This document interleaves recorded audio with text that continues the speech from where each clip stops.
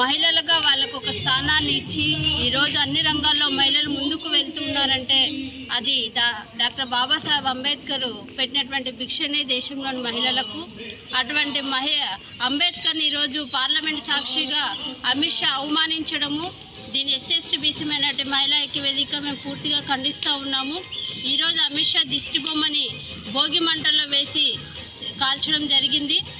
ఎందుకంటే ఈరోజు ప్రపంచ దేశాలంతా బాబాసాహెబ్ అంబేద్కర్ని గుర్తిస్తూ ఆయన కీర్తిని పొగుడుతూ ఉంటే భారతదేశంలో ఉన్నటువంటి మనువాదులైనటువంటి అమిత్ షా ఈరోజు పార్లమెంట్ సాక్షిగా ఆయన ప్రజల్ని మూఢత్వం వైపు వెళ్ళే విధంగా మాట్లాడడం అనేది చాలా సిగ్గుపడాల్సిన విషయము. ఏమంటే దానివల్ల మీరు సమాజానికి ఏం మెసేజ్ ఇస్తున్నారని మేము అమిత్ షాని అడుగుతూ ఉన్నాము.